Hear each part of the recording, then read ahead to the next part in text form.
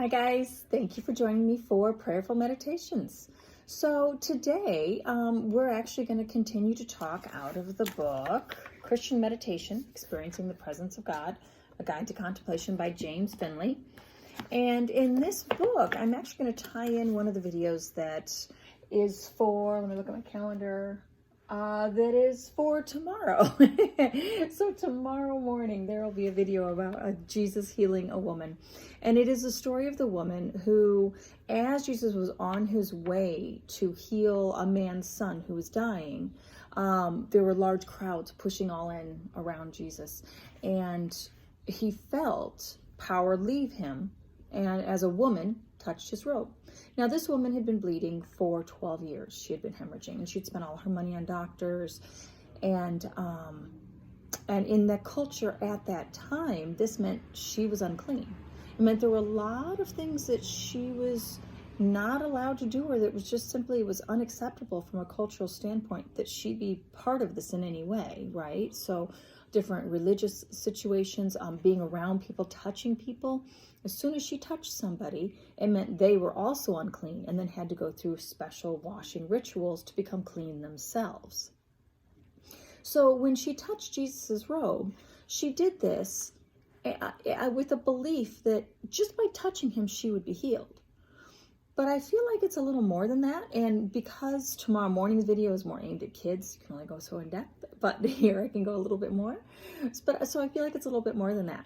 She was able in that moment, because she was in Jesus's presence, to know her worth. She was able to realize that she was worth more than what the culture told her she was worth. The culture said, you're unclean. It is your responsibility not to touch people. It is your responsibility not to make other people unclean.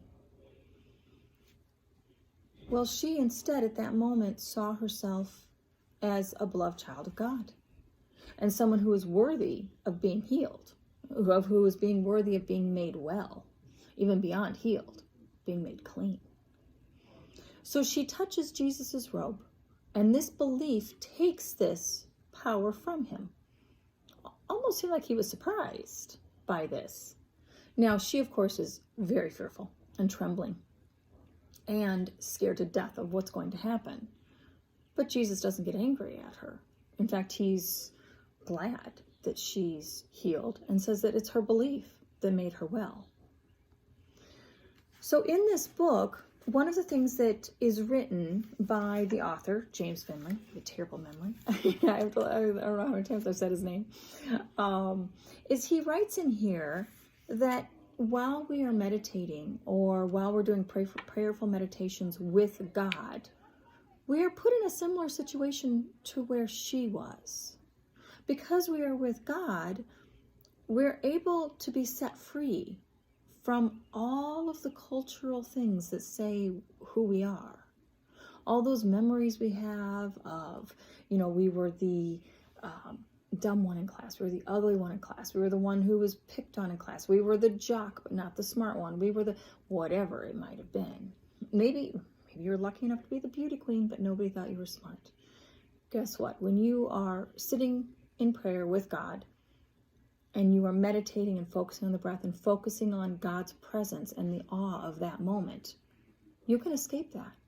You can escape those memories. And one of the things that he makes a point of in here is he says, God did not speak to Moses from the burning bush, revealing himself as, I am who I used to be, come with me. God reveals himself as, I am who I am, come be with me. In a meditative experience, we taste firsthand the eternal newness of the present moment. That's a pretty cool thing. So I hope during your meditations you're able to realize that you are much more than what the social norms are all around you, and that you are a child of God, and it makes you a wholly different being than you ever realized. I hope you enjoy your prayerful meditations today. Thank you.